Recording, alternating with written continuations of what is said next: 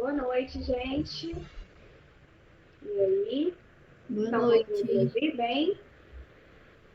Boa noite, Ana Júlia. Tudo Boa jóia? noite. Boa noite, Célio. Gente, prazer, viu? Conhecê-los. É um prazer mesmo tê-los aqui comigo. Porque muitos de vocês eu ainda não conheço, né? Boa noite, Clara, Bárbara, Aline, acabou de entrar. Então, muitos de vocês eu estou conhecendo agora, né? Alguns já estão fazendo aula comigo há um tempo, vem me acompanhando aí há alguns semestres, né? Bom, hoje nós vamos trabalhar na ordem cronológica. A primeira obra se chama Memórias de um Sargento de Milícia, certo? Foi escrita por Manuel Antônio de Almeida. Essa obra ela é bem leve, bem divertida, ela é movimentada, então nós temos muitas ações aqui no decorrer da história. Eu combinei com vocês que eu iria trabalhar de maneira aprofundada, certo? Tem alguns alunos aqui que já fizeram a leitura do livro, mas muitos nunca tiveram contato com a obra. Então eu vou partir de fato do início, certo? Do zero mesmo. Nós vamos trabalhar inicialmente a biografia da obra. Alguns já conhecem meu método aqui, né? Sabem que eu sempre sigo uma ordem certinha. Primeiro, biografia do autor. Por quê? Eu entendo, gente, isso é do meu ponto de vista. Tem alguns professores que não gostam de trabalhar a biografia do autor. Eu não acho perda de tempo, por quê? O autor da obra e a vida desse autor dialoga muito com aquela história que foi produzida, certo? Então, a gente tem que compreender que, às vezes, algumas características daquele texto, elas foram ali inseridas porque o autor vivenciou algo semelhante ou pelo período em que ele viveu, certo? Então, a biografia, para mim, é de suma importância. Sem contar que você passa a conhecer o autor daquela obra, né? Você passa a entender melhor de literatura e enxergar o porquê que é tão prazeroso, é tão gostoso. Eu sou, assim, apaixonada pela literatura, vocês vão perceber ao longo das nossas aulas. Totalmente suspeita para falar. Quem já me conhece aqui sabe que eu fico empolgada com a obra, entro no personagem. Então, eu espero que vocês sintam isso também ao longo dessa análise, certo? Depois da biografia do autor, nós trabalharemos o contexto histórico dessa obra. O que aconteceu durante aquele período que a obra foi escrita, né? Qual era o contexto histórico aqui no Brasil, no mundo.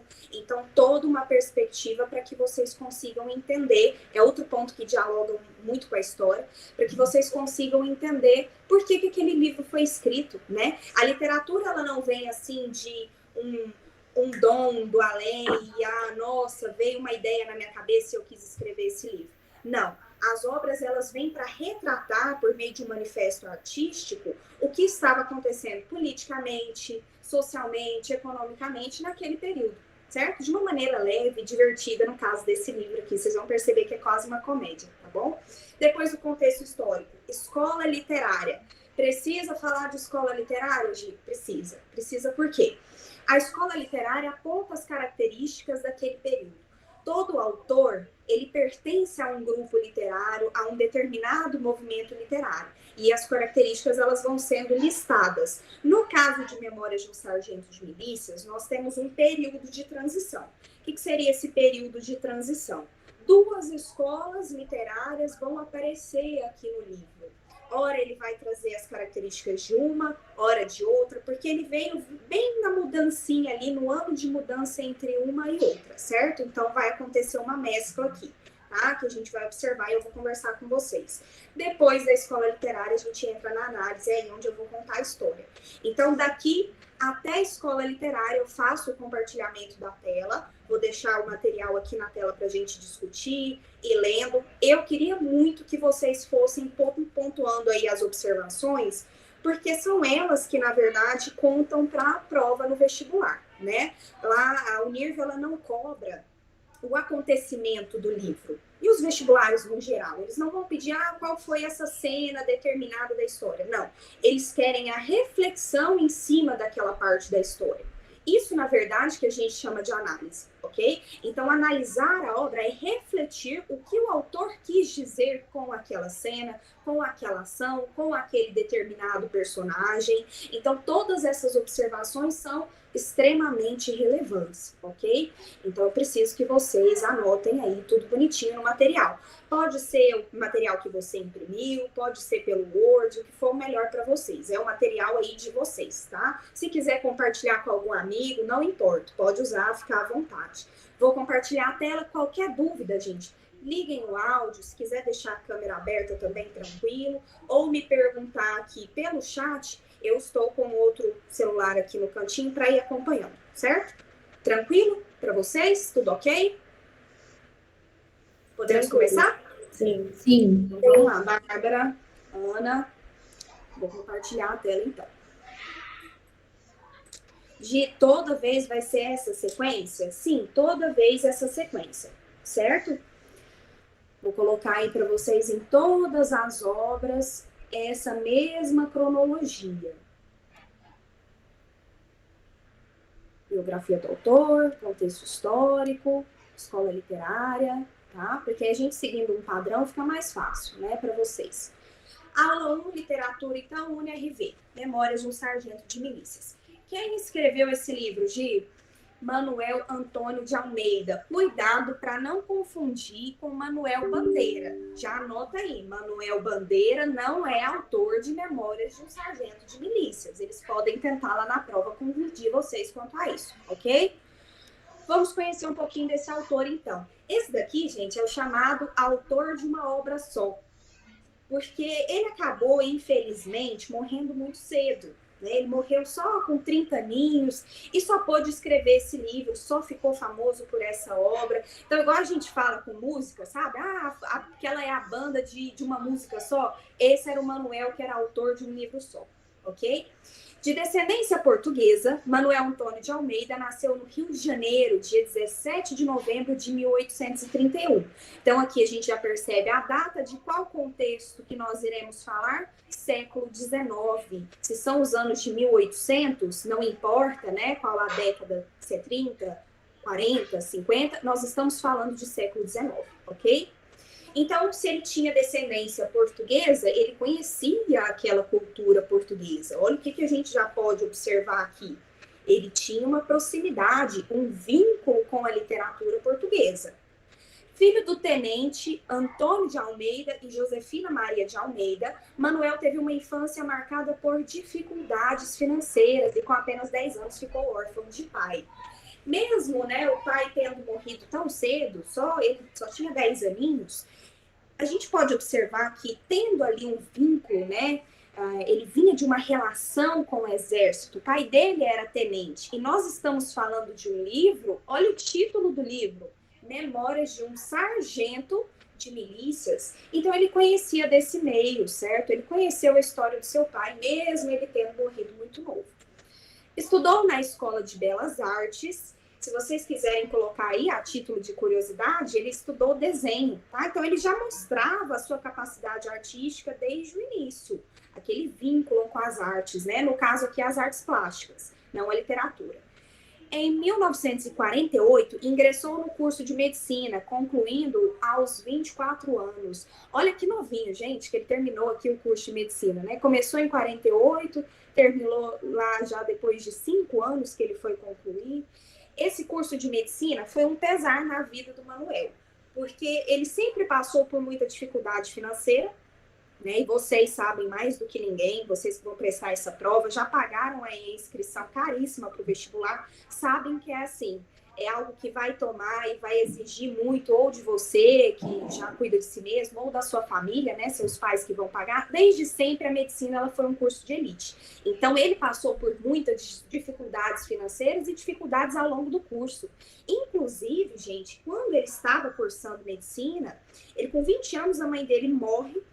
E aí, com a morte da mãe, ele vai sentir ainda mais dificuldade financeira, termina o curso, ele conclui, se torna médico, mas ele não vai exercer aquela profissão, né? Ele tentou clinicar, até se vocês quiserem anotar, ó, devido ao pouco êxito financeiro naquela área, que foi a área da clínica, ele tentou clinicar, não deu muito certo, ele falou, não, chega, para mim já deu, tô passando muita dificuldade com isso aqui, vou me dedicar ao que eu gosto e ao que eu sei fazer, que é escrever, vou entrar na área do jornalismo. Foi aí onde ele, durante o curso de medicina, inclusive, ele já estava escrevendo e publicando trechos dessa obra, Memórias de um Sargento de Milícias. Durante o curso, gente, ele escreveu a maior obra da vida dele durante o curso de medicina. Essa obra foi publicada sem o nome dele, certo? Ele assinava como um brasileiro. Coloquei aí para vocês entre aspas. Essa assinatura, que não é de fato a pessoa real, verdadeira, nós damos o nome a ela de quê? Nós damos o nome de pseudônimo.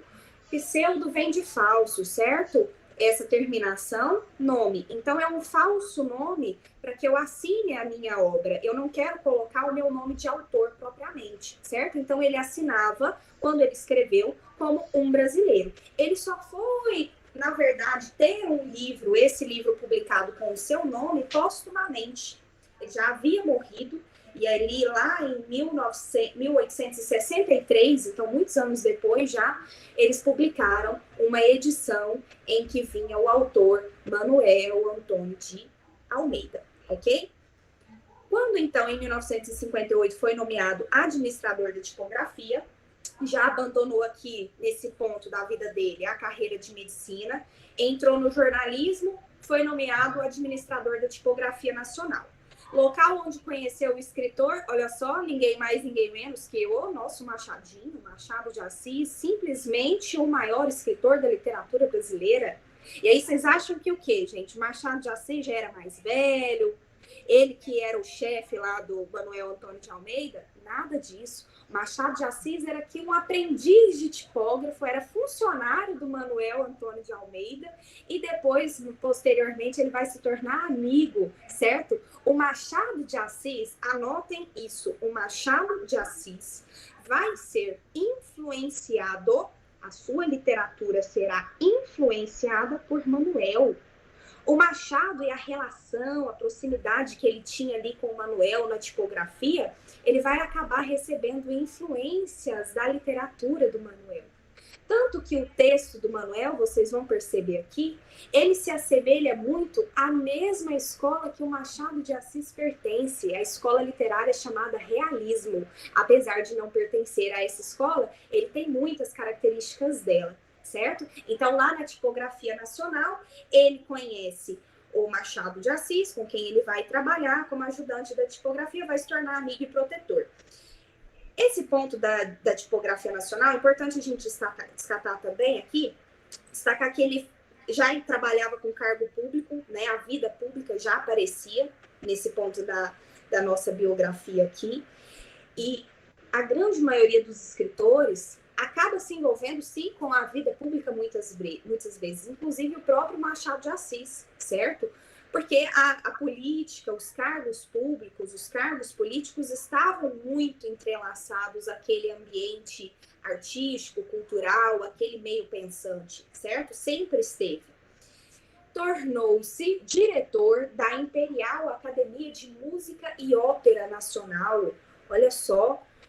Aí, quando se não me engano, Célio, eu te mandei o material sem o diretor. Se você puder adicionar aí para mim, por gentileza, tá? Tornou-se diretor da Imperial Academia de Música e Ópera Nacional. Então, ele sempre se mostrando ativo na cultura.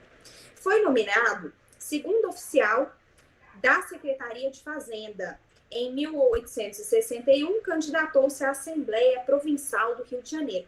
Como aqui em 1860, o século XIX, a gente ainda fala de províncias e não estados, você não se candidatava a deputado. O cargo chamado era esse, Assembleia Provincial do Rio de Janeiro. Mas, na prática, gente, isso aqui significava que ele se candidatou a deputado do Rio, certo?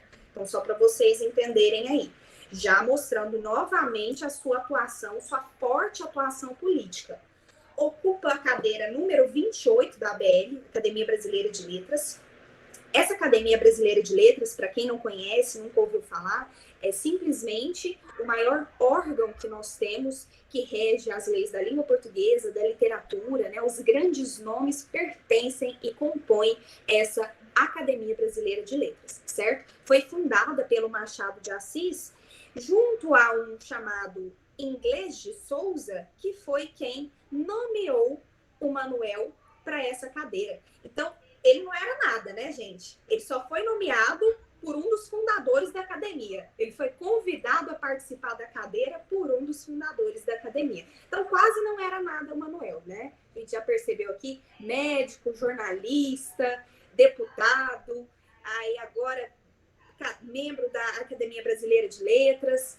Faleceu em Macaé, interior do Rio de Janeiro, dia 28 de novembro de 61, com apenas 30 anos, então muito novo, né, como eu disse para vocês, vítima do naufrágio do barco a vapor Hermes, fato que matou cerca de 30 pessoas. Aqui, nesse vapor Hermes, né, o navio, vapor mesmo que navio, ele estava indo começar, na verdade, a sua campanha política como deputado, ok? E acabou falecendo. Então, assim, de maneira até trágica, né? É triste a gente observar quando algum ator, algum autor, alguém da arte acaba falecendo cedo, porque ele era uma mente brilhante, escreveu um livro só com 20 aninhos, quando ele publicou a obra com seu pseudônimo brasileiro, ele tinha apenas 20 anos, morreu cedo, mesmo tendo ainda muito a contribuir com a nossa literatura.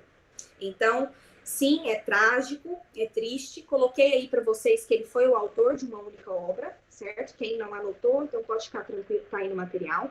Ficou conhecido por Memórias de um Sargento de Milícias, póstumamente, ou seja, depois da morte, em 1863, em uma edição a qual vinha com o nome dele. Então, só em 63, depois da morte dele, 2 anos depois da morte dele, que ele ficou conhecido como autor da obra Memórias de um Sargento de Milícias. Gente, quanto ao Manuel e a nossa biografia, tudo tranquilo? Posso seguir? Pode. Sério, ok? Ok, Luana, Mari, então vamos lá. Ana, todo mundo. Bom, o contexto histórico dessa obra, ele vai trazer o chamado período joanino. Que foi o período joanino? Então aqui a gente, aquele momento gostoso da aula, a gente faz uma retrospectiva histórica. Eu adoro história.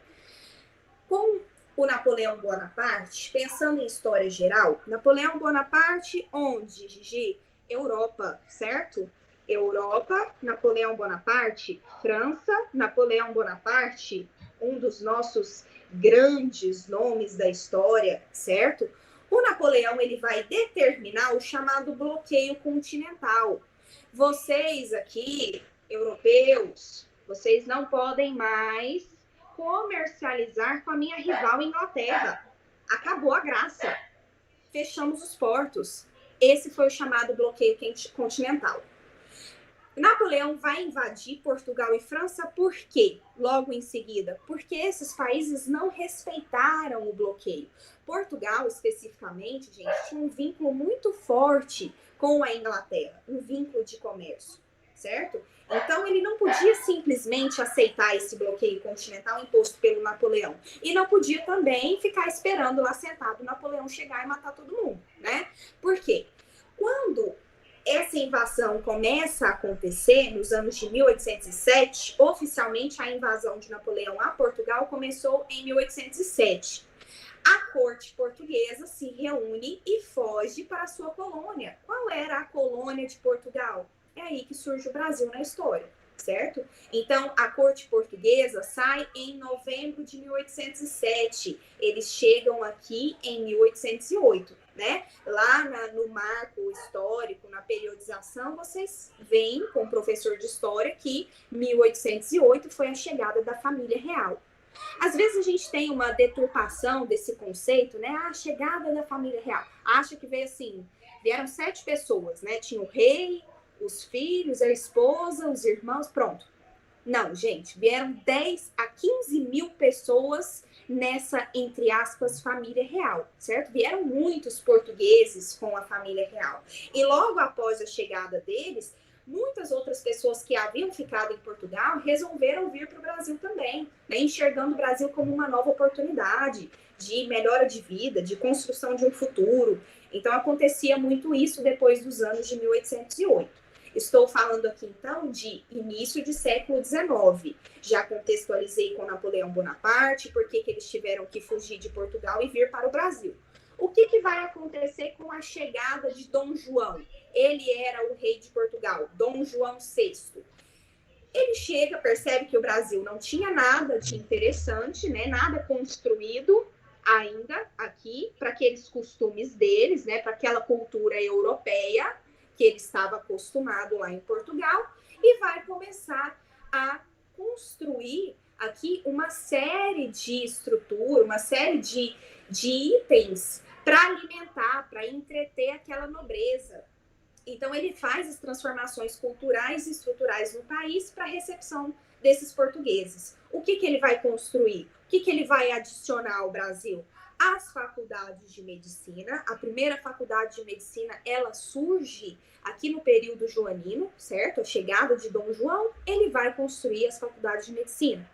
Museus, bibliotecas, tipografias. Então, já que a gente falou lá do tipógrafo, né, o nosso Manuel, que trabalhava como administrador da tipografia, é interessante pontuar que a tipografia nasce com o Dom João. Surgem aqui os primeiros jornais. A Gazeta do Povo, que é um jornal muitíssimo conhecido, né, durante o século XIX, nasceu aqui com a chegada da família real. Vai criar a Casa da Moeda, o Banco do Brasil, o Jardim Botânico. Então, listei aí tudo isso para vocês.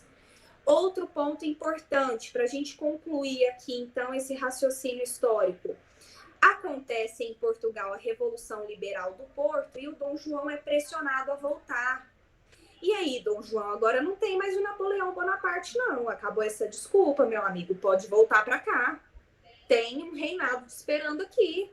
Portugal, guerra, míngua. E você no Brasil, no bem bom, construindo jardim botânico, volta para cá. Ele foi pressionado, então, voltou para Portugal.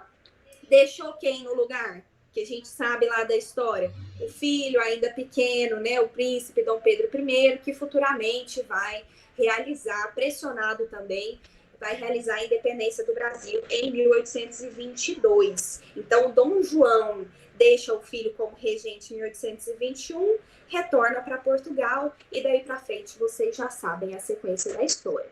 A nossa obra vai acontecer somente nesse contexto aqui, então, dos anos da chegada da família real, os anos em que o Dom João esteve no Brasil. Gente, quanto ao contexto histórico, ok? Sim. Sim. Agora então.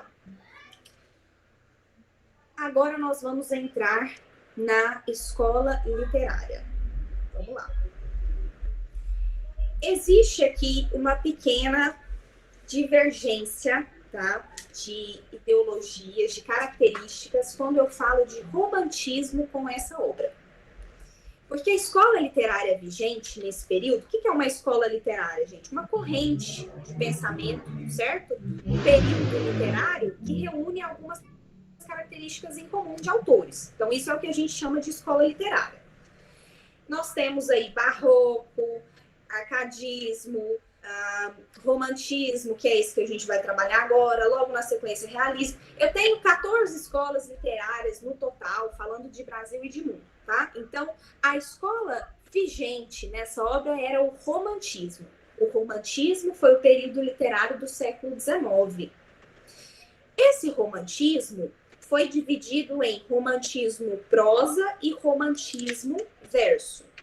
Anotem, o romantismo se divide em romantismo prosa e romantismo verso. O romantismo do verso, o que é verso e o que é prosa? Verso é aquele texto escrito no formato de poema, versos, estrofes, ok? Agora, a prosa é um texto discorrido aqui, como a gente já conhece.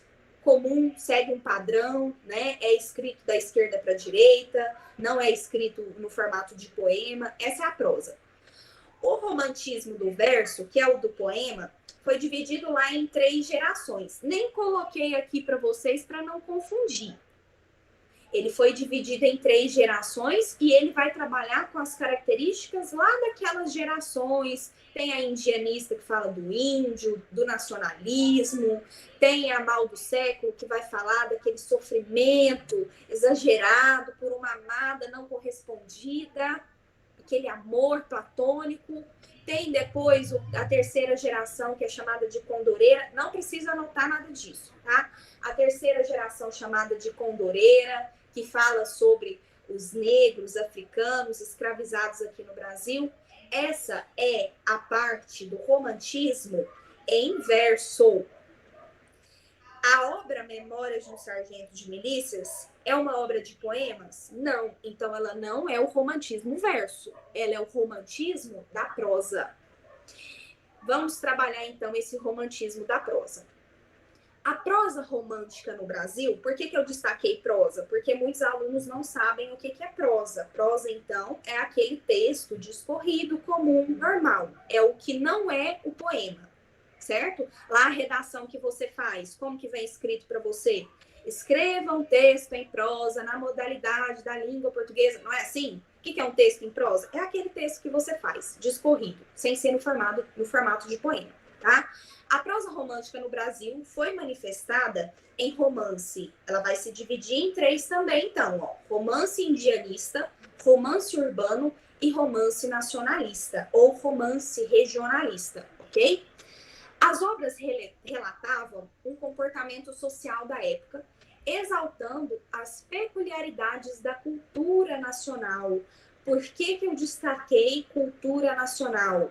Para que vocês puxassem uma setinha marcando uma das características do romantismo, que é o nacionalismo. Então, quando eu falo do comportamento daquela sociedade, daquele período, eu estou destacando a cultura do meu país. Eu estou destacando a cultura nacional. Eu tenho aqui um grau de nacionalismo. Então, puxa a setinha em cultura nacional e escreva nacionalismo. Romance indianista, só para que vocês conheçam, ele vai falar sobre o nosso herói nacional, que era a figura do índio naquele período. O romance regionalista, nós temos aí uma obra, né, muito famosa, que foi cobrada na Unirv, que chama Inocência. essa obra do Visconde de Toné, ela vai retratar sobre uma região específica, apontando as características daquele período, daquele povo que morava em determinado lugar, certo? Não é o nosso caso aqui. Nós vamos trabalhar o romance urbano. Então, do romantismo prosa, qual era aquele em que se encaixava a obra do Manuel Antônio de Almeida? Romance urbano. Gente, não confunde. Eles podem colocar lá para vocês. A obra Memórias de um Sargento de Milícia se encaixa no romance regionalista. Falso. Falso. Por quê? Aqui nós estamos falando de romance urbano, certo? Quais são as características desse romance urbano? Retrata a pequena burguesia, a ascensão da classe média, as relações sociais e morais. Então, eu vou falar daquele cotidiano do nosso dia a dia na cidade. Eu vou falar daquele ser da classe média, eu vou falar daquele homem trabalhador da classe média que tem ali suas dificuldades diárias, seus prazeres diários, né? Então, vai ser essa vida que vai ser trabalhada aqui na obra. São narrativas lentas, minuciosamente descritivas da ambientação das personagens.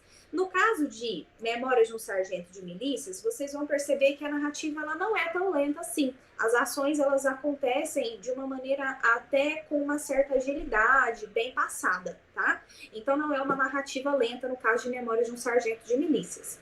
Mas existe essa descrição das personagens, da ambientação, o que acontecia com elas? Sim. Você vai conhecer aqui a personagem a fundo. Você vai conhecer aqui algumas peculiaridades da vida dessas personagens. O narrador de Memórias de um Sargento de Milícias, ele te mostra vários detalhezinhos do dia a dia dessa sociedade do Rio de Janeiro. A história vai se passar no Rio de Janeiro, ok? Lugar onde quem nasceu? O autor, Manuel Antônio de Almeida. Então, se ele conhecia a vida do carioca, né? E o carioca, ele tem o quê? Qual fama? Carioca, culturalmente, na literatura, ele traz a ideia do malandro, né? Do espertalhão e tal. Isso vai ser trabalhado aqui, certo? Então, como o Manuel conhecia aquele dia a dia urbano no Rio de Janeiro, ele escolhe justamente esse cenário para a obra. O romance urbano vai ser disseminado entre a população através do chamado folhetim. O que seria esse folhetim? Coloquei a definição logo aí embaixo. Os folhetins eram capítulos de romances de periodicidade semanal, publicados em jornais. Vou traduzir para vocês. Como nós conhecemos as novelas, né? Elas passam todos os dias aí na televisão aberta, né? Então, quem quiser ter acesso pode assistir. E são publicados capítulos diários. Cada dia você assiste a um capítulo novo, não é isso? O folhetim era a mesma coisa, só que não era na televisão. O folhetim era veiculado em algum jornal, né? Alguma revista daquela época. Então, a obra Memórias de um Sargento de Milícias foi publicada no formato de folhetim. Gi, então pera lá. A obra era publicada, não foi assim um livro, a história, bom, pronta. Você ia lá e comprava o livro da obra, igual é hoje? Não, não era desse jeito. Você acompanhava diariamente, semanalmente, conforme eles fossem colocando ali o texto, você acompanhava pelo jornal. Vinha em uma determinada parte ali do jornal e você ia fazendo a leitura. Então, aquilo alimentava até certa curiosidade, né, no público. Ele ficava instigado. Nossa, o que vai acontecer no próximo capítulo? Que ansiedade, tô louca para saber. O pessoal amou. Gente, na época, essa obra foi assim, uma fama só. Ficou muito famosa, foi aplaudida, consumida pelo público porque ela era diferente. Agora eu vou explicar para vocês por quê. Continuando os folhetins. Por meio deles, o romance tornou-se extremamente popular e, por ele, o sentimento de democracia aflorado no país foi alastrado. Por que democracia? Porque as obras do romantismo, olha o que já foge ao romantismo. E aí onde eu falo para vocês, apesar de ter sido escrita nesse período literário, do romantismo, nós temos muitas características que não seguem os padrões românticos, né? Uma delas é essa aqui, ó. O romântico, ele escrevia, como ele era um burguês, ele escrevia para essa burguesia. Ele escrevia para uma elite, né? A leitura do romântico era feita ali entre os aristocratas, entre a nobreza. O Manuel desconstrói. Ele fala, não, aqui eu estou escrevendo um livro despretensiosamente, eu estou escrevendo para a galera, é para o povão mesmo, eu quero que todo mundo leia, esse livro vai... E ele fez assim, nem pensando que a obra ficaria famosa, tanto que ele colocou lá um pseudônimo, um brasileiro, né? Ou seja, não uma pessoa qualquer que está escrevendo uma história qualquer. E aí ele escreveu essa obra para o povo. Essa obra tinha personagens comuns, outra coisa que não era do romantismo, não era característica do período. Você utilizava de personagens também da elite. O Manuel desconstrói essa ideia. Então, por isso que a gente pode dizer que foi uma obra que trouxe um sentimento de mais democracia, né? Todo mundo teve acesso. Ela foi escrita para o povo. O folhetim, esse formato de texto, surge com um francês chamado Honoré de Balzac, que influenciou bastante o nosso autor aqui na escrita desse livro, certo, meninos? Então, quem quiser colocar aí como observação, o folhetim surge com um francês, Honoré de Balzac, com H, tá? E o ré, que é esse som fechado, ele, na verdade, é escrito com acento agudo em francês, ok? Influenciou o nosso autor. Surgem os primeiros consumidores da produção literária e a literatura é expandida ao leitor comum. Quem que é o leitor comum? Esse do dia a dia, é o povão. E é pelo folhetim que a prosa do romantismo alcança o sucesso que obteve no Brasil. Então, reitero aí para vocês, a obra ficou muito famosa, assim como a gente conhece, né? Ouve às vezes dos pais, ou nós já assistimos a algumas novelas, e fala, nossa, aquela novela foi espetacular. Todo mundo parava para assistir aquela novela, acompanhar os capítulos. Essa obra foi exatamente como uma grande telenovela, certo? Ela era consumida pelos leitores fervorosamente. Foi publicado em um suplemento do Correio Mercantil, que era o jornal, o suplemento Pacotilha, tá? Então vinha lá em um trecho do jornal. Outra coisa que eu quero mostrar para vocês aqui. Agora a gente vai entrar no resumo da obra. Eu não sei se tem aparecido aí para vocês, está aparecendo na chamada, que ela termina em 7 minutos. Se a chamada for finalizada, gente, eu mando um novo link e nós continuamos, ok? Tudo bem para vocês? Aqui está aparecendo. Tá aparecendo? Também. Então ela deve, provavelmente ela vai acabar, né? Como são muitas pessoas, eu envio o link de novo lá no grupo mesmo, vocês vão entrando e a gente dá continuidade, certo? Bom, eu coloquei aqui no material o resumo da obra. Esse resumo não é meu, é um resumo que eu escolhi, fiz a leitura de vários, escolhi esse para que você faça uma revisão antes lá da prova. Eu quero dar uma revisada, esqueci alguns personagens, algumas coisas que aconteceram, deixei aí no material. Mas esse momento da nossa análise, eu gosto de fazer aqui, olhando para vocês, certo? E contando a história de uma maneira mais íntima, digamos assim, né? Então, eu faço a análise sempre contando o que aconteceu, o resumo da história em si, contando aqui diretamente para vocês. Bom, história divertidíssima, adoro. Ela começa com um casal, assim, super romântico. Olha que cena romântica, gente. Um casal num navio, saindo de Portugal, vindo para o Brasil. Por quê? Porque eu estou falando de período joanino, né? Então, período joanino, o que eu comentei lá no contexto histórico? Depois da vinda da família real, muitos outros portugueses vieram também em busca de melhor qualidade de vida. Ok, Bárbara, tô falando que a chamada termina em 6 minutos, né? Eu vou mandar um novo link lá no grupo e aí vocês entram novamente, certo? Posso continuar? Então, esse casal ali no navio, vindo para o Brasil, os dois se encontram, ele gosta da moça, Ele quem? Um senhor chamado Leonardo Pataca. Esse Leonardo Pataca olha para Maria Hortaliça, Maria das Hortaliças, olha, mostrando já para você que as personagens são comuns, não tem ninguém aqui da alta sociedade, tá? Então a Maria das Hortaliças, a Maria lá do Hortifruti, sabe?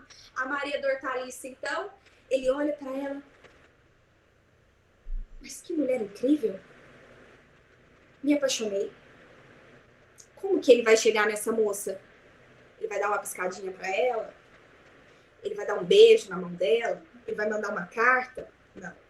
Ele vai dar um pisão no pé da Maria das Hortaliças. Então ele já chega assim, a história já começa bem romântica para você perceber o tanto que eles seguiam, né, o romantismo. Não era, gente, não seguia os padrões do romantismo, tá, os padrões românticos. Ele chega lá, dá um pisão na Maria da Hortaliça, ela acha ruim? Não, ela encantada com o seu pisão, vou te devolver, mostrando que eu gostei de você também. Como que ela devolve? Ela dá um beliscão aqui, ó, nas costas da mãozinha. Tem gente que fala que isso é uma cultura portuguesa, né? Eu não sei se confirma, mas vocês podem pesquisar aí, perguntar se tiverem parentes portugueses. Tem gente que fala que é uma cultura portuguesa.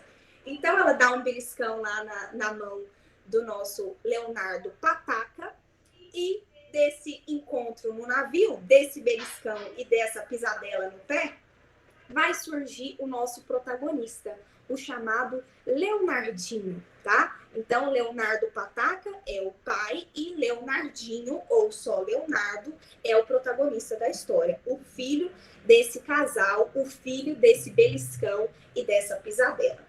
Leonardinho nasce depois de 7 meses que eles chegam da viagem. Vamos parar para fazer as contas? Tá, eles se conheceram no navio. Ele nasce depois de 7 meses. A gravidez geralmente dura 9. Então ele nasceu prematuro, né? Nasceu pequenininho. Não, gente, ele não nasceu prematuro.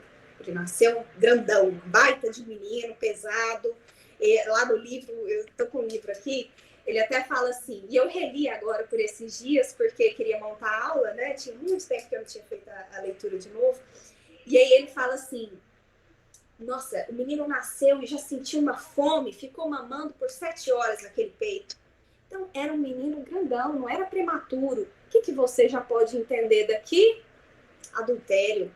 A Maria das Hortaliças, ela, na verdade, colocou o Leonardo Pataca como pai, mas ela teve um relacionamento com outra pessoa antes disso. Mas é algo que fica subentendido ao longo da história, tá? Não chega a se confirmar em momento nenhum no livro se ele era de fato filho do Pataca ou se era filho de outro homem, de outra pessoa.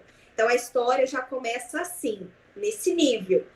Ok, eles chegam ao Brasil, a criança nasce, esse bebê, filho de 7 meses, então, vai gerar, vai despertar já no pai aqui aquele sentimento de insegurança, de desconfiança.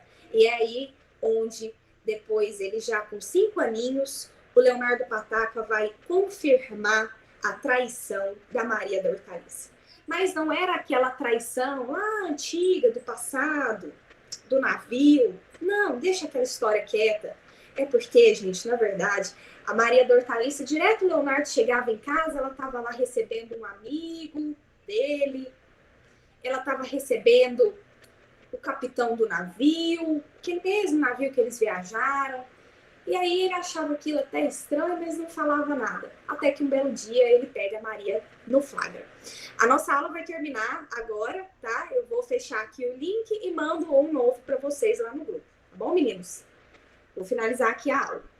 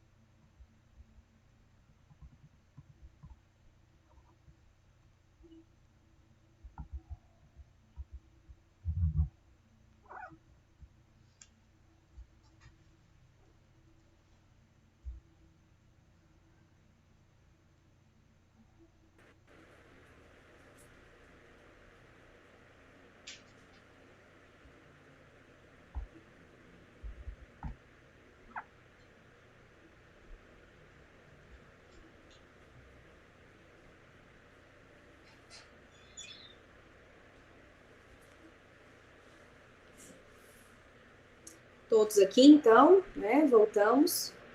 Vou continuar a história, gente. Tudo tranquilo até aqui, então? Estão pegando a sequência? Sim. Sim. Gente, não sei o que aconteceu com esse Google Meet, não. Todo mundo faz... Eu sempre fiz a transmissão da chamada por ele, nunca cortou o tempo. Mas, enfim, vamos prosseguir. Ele, então, vai descobrir, o Leonardo Pataca, né? O pai vai descobrir aquela traição, vai ficar furioso, mas, assim, decepcionado, porque ele era muito apaixonado pela Maria das Hortaliças. E depois desse choque, né? E que é um choque que, na verdade, ele já vinha desconfiando há muito tempo, né? Ele já estava ali com a pulguinha atrás da orelha desde o nascimento do menino. Ele vai ficar revoltado, vai chegar a discutir, ofender, xingar a Maria das Hortaliças e, inclusive, agredir, tá? E vai bater na Maria, vai mandar ela embora de casa. Aquele auê todo, caótico, confusão. Gente, depois disso, o Barbeiro... Quem que é o Barbeiro? Um novo personagem que aparece na história. O Barbeiro era o padrinho.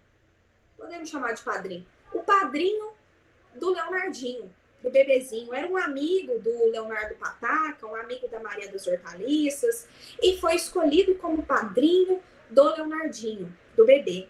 Quando ele escutou, e eles moravam ali, né, próximos um ao outro, quando ele escutou aquela confusão, aquela gritaria, baixaria, falou, não, eu vou intervir, porque pelo bem do meu afilhado, né, eu tenho que ir lá, eles vão se reconciliar, e ele vai tentar intermediar essa reconciliação, não vai dar muito certo. Ele vai até o Leonardo Pataca, vê o Leonardo agredindo a Maria das Hortaliças, impede, chama o Leonardo, fala para ele sair de casa e conversa com ele. Fala, olha, Leonardo, e é aí onde eu quero ler para vocês um trecho aqui, para vocês entenderem a linguagem do livro. Passado é passado. Vamos até lá? Você volta, respira fundo. Ela está arrependida.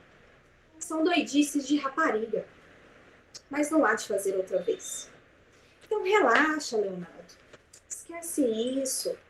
Isso aí é doidice de rapariga. Passou, ela era moça. Rapariga moça, tá, gente? Por favor. Ela era moça. Fez besteira, não vai fazer de novo. Tá arrependida. Vamos lá. Não, vamos lá, eu insisto. Vamos lá, Leonardo. Você vai conversar com a Maria. O Leonardo, gente, estava louco, no fundo, e a obra mostra isso, ele estava louco para voltar com ela. Ele estava louco para perdoar a Maria. Só que ele precisava mostrar para ela que não era assim também. Ah, você pode ir lá me trair, tá tudo certo. Eu volto para você e a gente continua junto. Então, por essa razão que ele aceita conversar com o barbeiro. né? Ou ele é chamado, às vezes, na obra de barbeiro ou de compadre, certo? Ele é mais conhecido como compadre do que barbeiro. Ele é chamado de compadre e padrinho quando o menino cresce. Então, até aqui, compadre, né? Ele precisava que o compadre mostrasse para Maria que, na verdade, ele não queria voltar com ela. Era porque o compadre estava insistindo. Falou, não, compadre, vamos lá. Você tem que voltar com ela. E ele queria mostrar para Maria, entendeu? Falou, não, Maria, eu não voltei porque eu gosto de você. Eu só voltei porque me obrigaram. Voltei porque insistiram para eu voltar.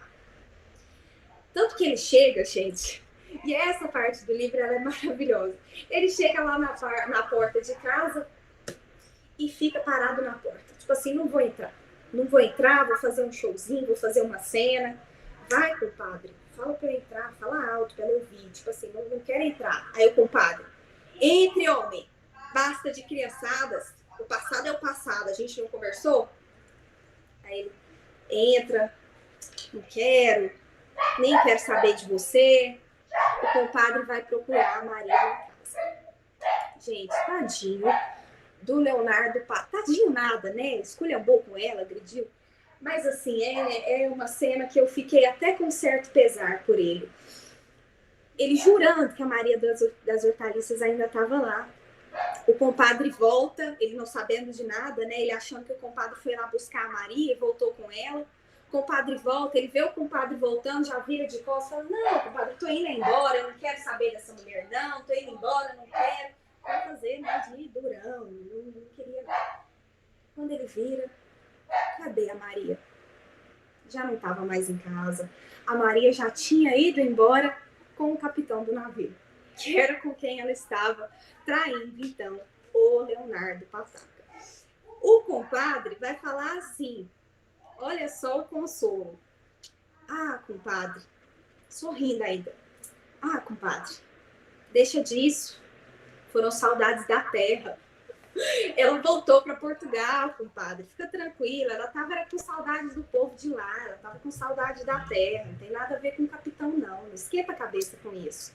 Não esquenta a cabeça, né? Porque a cabeça já está cheia de chifre. Se for esquentar, vai ficar pior ainda. Então, essa desculpa que ele dá para o Leonardo Pataca. O Leonardo vai tentar de novo se relacionar com outra mulher, que ele não aguentava ficar sem um namorinho. A mulher da vez agora era uma cigana. Essa cigana, e aí eles falam aqui, o Manuel, que é o autor da obra, ele descreve os ciganos de uma maneira tão pejorativa que eu nem vou comentar aqui com vocês. Mas ele faz todo um relato, assim, da comunidade, tadinho do Leonardinho, né? No meio disso tudo, claro, é porque eu nem contei um detalhe para vocês. Vou aproveitar e vou contar. Ele, no meio dessa brigaria, dessa gritaria toda, dessa briga toda, dessa confusão, o Leonardinho, pequenininho lá, 5 aninhos, vendo o pau quebrando, né? Pai discutindo com a mãe, baixaria. O que acontece? Ele, por ser muito atentado, ele era um menino custoso demais, o pai já tinha certa raivinha dele, uma certa antipatia, porque não suportava, o menino passava o dia inteiro atentando em casa. Mas era pai, né? Tinha que suportar. Mas era também por aquele outro fatorzinho, né? Ele achava que não era filho dele, então tinha toda aquela história envolvida. No meio da briga, o Leonardo pai, o Leonardo Pataca, vai literalmente, sabe aquela expressão? Ah, fulano deu um pé na bunda no outro. Ele vai dar um pé na bunda do Leonardinho, do próprio filho, criancinha. Ele vai dar um chute na bunda do Leonardo e fala, você quer saber? Você representa tudo de ruim. Esse casamento, esse amor desgraçado que foi o meu com a sua mãe. Você saia daqui, eu ainda tenho que suportar suas criancices. O menino criança ainda, né, gente? Olha que trauma na vida da pessoa. Então, tô te mandando embora daqui. O menino é expulso de casa, vocês acreditam? Ele é expulso de casa a pontapé. Ele dá um chute na bunda do menino e ele vai morar com quem? Com o padrinho, com o barbeiro. Abençoado seja o padrinho, né? Que vai socorrer todo mundo, tenta reconciliar aqui, socorre daqui, socorre dali, ajuda de um jeito, de outro. É o padrinho quem vai cuidar do Leonardinho. Mas tadinho dele mesmo, Clara, eu fiquei com muita dor. Bom, o Leonardo Pataca, pai, tentando agora o relacionamento com a cigana, acha que vai dar tudo certo, é traído de novo. E dessa vez ele não sabe com quem, mas sabe que está sendo traído. Ele sente, né? A pessoa sente, e aí ele fala, não tem jeito, parece que eu nasci pra coisa mesmo, né? Eu fui destinada ao chifrinho. E aí ele vai recorrer de todas as formas. A cigana abandona ele, prefere o outro homem com quem ela estava já se relacionando. E ele quer insistir. Ele fala, não tem problema não, mesmo ela me traindo, eu quero continuar com ela. Ele faz de tudo para continuar com essa cigana. E, gente, não vai dar certo. Por quê? A cigana já tinha esquecido dele, há muito tempo. Ele vai recorrer a um feiticeiro, e feitiçaria, o que era entendido, né, como feitiçaria naquela época, era proibido. Ele vai até um feiticeiro, ele fala, olha, meu último recurso, não tenho mais o que fazer mesmo, eu vou nesse tal de feiticeiro, talvez ele possa fazer alguma coisa por mim, não sei. E aí, eu quero mostrar para vocês aqui no livro quais eram as exigências do feiticeiro. Olha só, vou ler o trecho. Olha, eu sei de cor milhares de orações misteriosas, você vai ser obrigado a repetir muitas vezes por dia e vai ter que depositar quase toda noite, em lugares determinados, quantias e objetos de valor com o fim de a gente chamar o auxílio, né? O auxílio das divindades. Esse feiticeiro, ele, assim, essa encruzilhada, ela tá um pouco mais exigente, né? Se fosse uma galinha, uma pinga, saía mais barato para ele. A Mari entrando na chamada, bem-vinda de volta, Mari. Então, se fosse uma pinga ou uma galinha, tava mais barato, né? Aqui você tinha que pagar um pouquinho a mais, era uma quantia mais relevante. Então, você vai deixar uma quantia determinada, e aí, quem sabe, os anjos te notem, os deuses, eles te olham. Claro que não vai dar certo, né, gente? Ele pagava, até que ele tentou. Aí foi a última tentativa, ele fala, olha, caboclo, esse feiticeiro era chamado de caboclo. É minha última chance. Você arruma aí, dá um jeito de fazer alguma feitiçaria, alguma mandinga, algum ritual para essa mulher, essa cigana, voltar para mim. O caboclo fala, então, já que você tá pedindo, você vai se preparar, vai vir para cá de madrugada, vai se despir, eu vou te colocar uma manta, e aqui nós vamos fazer, junto a outras pessoas, um ritual, uma oração em torno da fogueira, em que você vai repetir várias vezes uma mesma frase, você vai cantar, você vai dançar. Esse era o ritual. Mas a feitiçaria era proibida naquele período, né, que eu comentei com vocês. É aí que surge um outro personagem chamado Major Vidigal. O Major Vidigal era a figura aqui de imponência, de respeito, de autoridade. Então, eu sou a honraria em pessoa. Eu sou a moral em pessoa. Esse era o Major Vidigal. Claro que ele tem as suas corrupções também, né? Que a gente vai ver mais à frente. O Major Vidigal escuta o barulho, ele descobre e encontra um feiticeiro e o Leonardo Pataca, que era, gente, o Leonardo, ele era chamado lá na obra de meirinho, que é um oficial de justiça, tá? Então ele era uma figura pública, né? Digamos assim, uma figura de cargo público, da vida jurídica. Então ele tinha que manter certos critérios morais, seguir alguns preceitos. Chega o Major Vidigal, o Pataca tá como? Sem roupa, ajoelhado ao redor da fogueira, cantando e dançando lá o ritual. Imaginem a cena, gente. Ok, Major Vidigal vê aquilo, ele antes dá uma abusadinha, né? Ele dá uma aproveitada. Fala, não, eu não vou só prender vocês. Eu vou usar e abusar. Vocês vão ficar aí agora dançando ao redor da fogueira até o dia amanhecer. E eu tô aqui para assistir.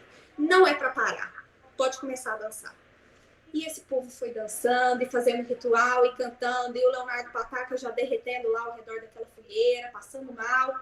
Quando eles não davam conta mais, o Vidigal virou pro Pataca e falou assim, olha, não vai ter outro recurso, Pataca. Eu vou ter que te levar preso. Certo? E o Pataca conhecia o Vidigal, né? A gente está falando aqui de um Rio de Janeiro, que é uma sociedade de costumes. Então, todo mundo conhece todo mundo. O Major Vidigal até dá uma lição nele ainda. Fala, olha, você como um oficial de justiça, você como um meirinho, tinha que dar um exemplo. E você fazendo isso, que pouca vergonha, e leva o Pataca preso. Quem vai tirar o Leonardo Pataca da prisão é a chamada comadre. A comadre não é casada com o compadre, tá? É bom já dissociar isso aí. A comadre não é casada com o compadre. Ela é outra mulher amiga da Maria das Hortaliças e do Leonardo Pataca. A Maria das Hortaliças já saiu da nossa história aqui, então, voltou lá com o capitão do navio para Portugal. Aqui nós estamos falando ainda do barbeiro, que era o compadre, e da comadre, que não são casados. A comadre vai conversar com o Leonardo Pataca e falou, olha, você sabe que a minha família te deve um favor, né? Então, olha a troca de favores aqui. É tudo por interesse, gente. Não é na broderagem, não. Ah, você é meu amigo. Não. Você me deve um favor, eu te devo um favor, então vamos fazer uma troca aqui. Ela vai lá, chama um conhecido dela, que era um tenente do exército, e ele acaba sendo liberado dessa prisão. Tá? Então, a passagem do Leonardo Pataca com a cigana vai ser também trágica. Isso é para te mostrar o quê, leitor? É para te mostrar que o romantismo não está sendo seguido à risca nessa obra, certo? O romantismo, essas características não vão ser aplicadas aqui, apenas algumas delas, ok? Então, depois disso, a gente volta e a história ela vai fazendo esse vai e vem. Ora fala do pai, ora fala do filho. A gente volta agora lá no Leonardinho, que já está um menino mais crescido, né?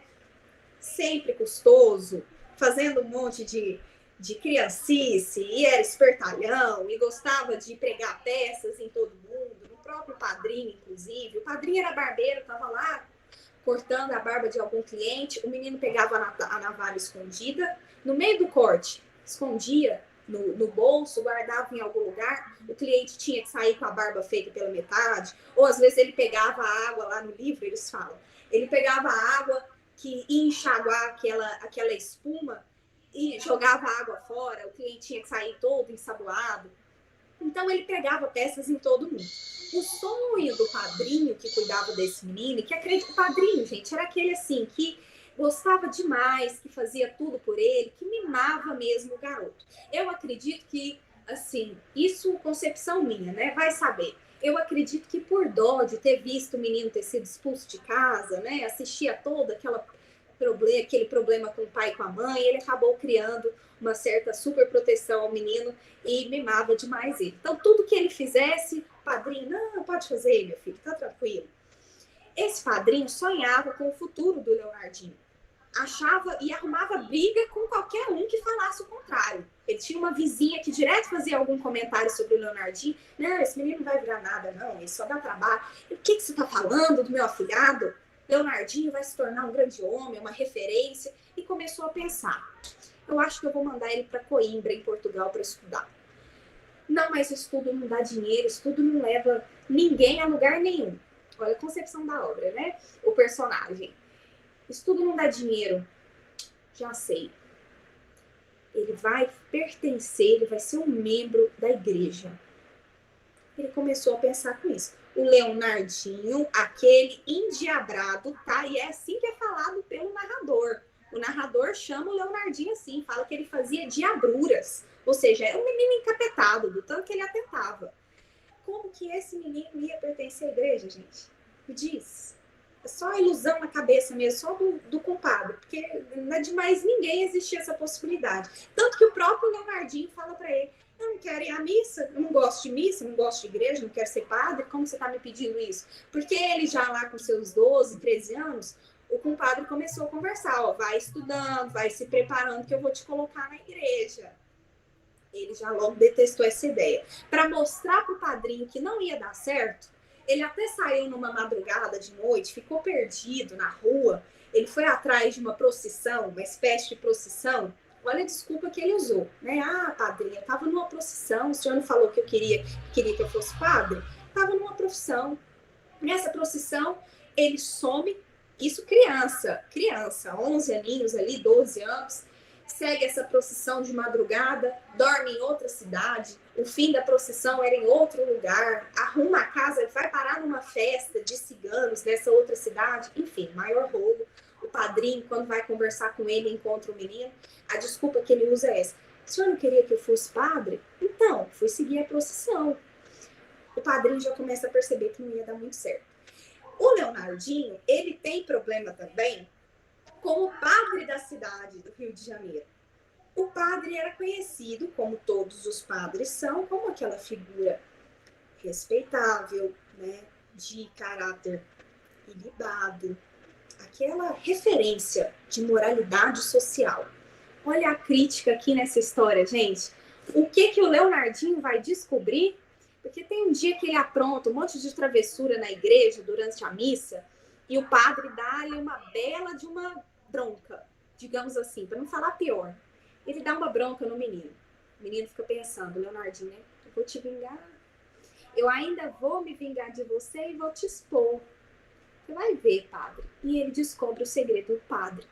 O padre ficava com a cigana.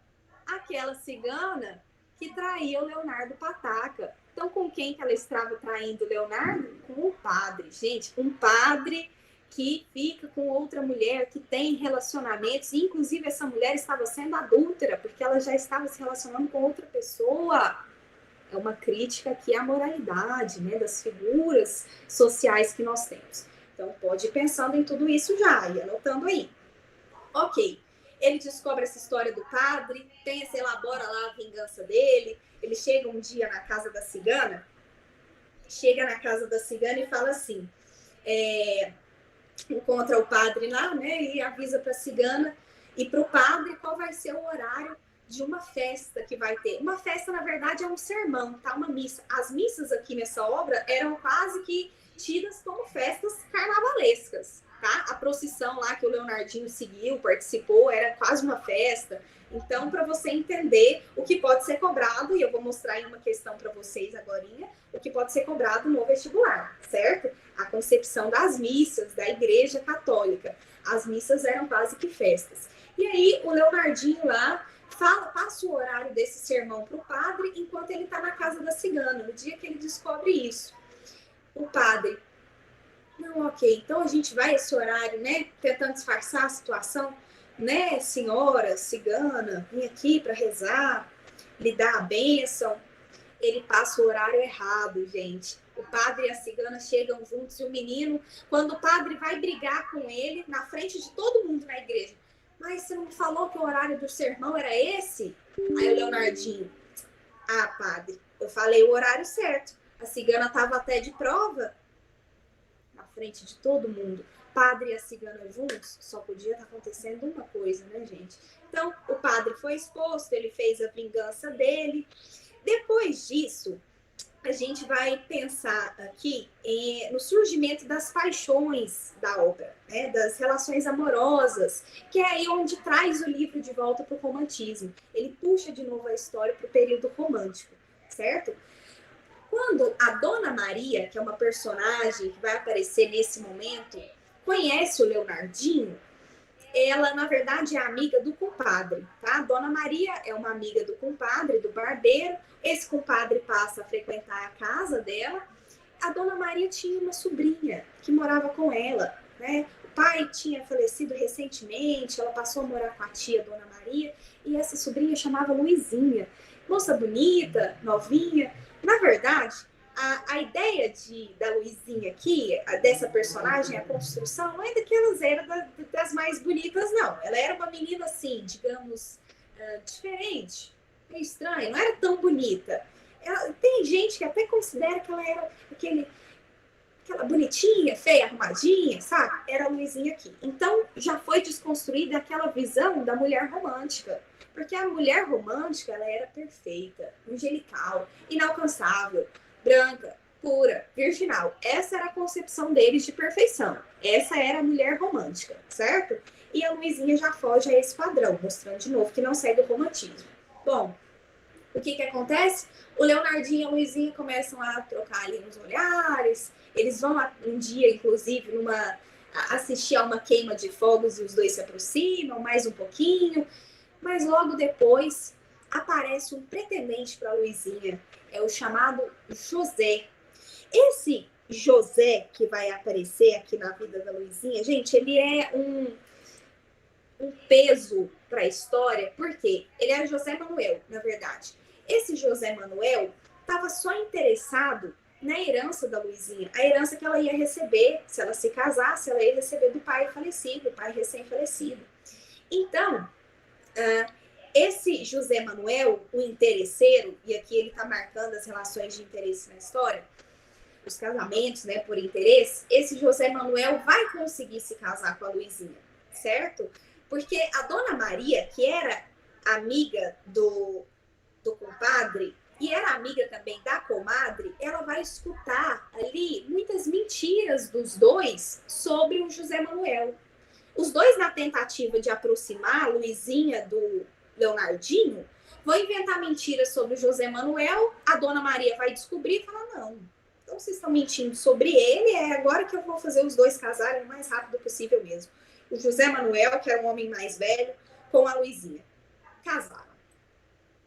Agora a vida da Luizinha vai ser deixada de lado por um bom tempo na narrativa. Na sequência, o barbeiro acaba morrendo. Né? Ao longo do livro, o barbeiro morre e o Leonardinho vai ter que voltar a morar com o pai. O pai, como a gente já espera, se envolveu com outra mulher. Qual era a mulher agora? A filha da comadre. Tá? A filha da comadre, então, vai se casar com o Leonardo Pataca. Olha o tanto de coisa que está acontecendo nessa história. Por isso que eu coloquei o resumo lá para vocês. A filha da comadre vai se casar com o Leonardo Pataca. Os dois, inclusive, vão ter um filho juntos. E o Leonardinho vai morar com esse casal, né? Porque o padrinho dele morreu, agora ele não tem mais casa. Vai ter problemas com a madrasta dele, certo? Não consegue continuar morando com o pai e vai ser expulso mais uma vez. Foi mandado embora de novo. Agora ele, na Rua da Amargura, vai ter que arrumar alguma forma, né? Qual é a maneira que ele encontra de moradia? Vou morar com algumas mulheres solteiras. O Leonardinho, gente, já crescido, era aquele menino assim, que não era só o espertalhão, ele virou agora o mulherengo também. Chega lá na casa das meninas, já avista logo uma delas, que é a Vidinha. Fala, é você. Esse era o Leonardinho.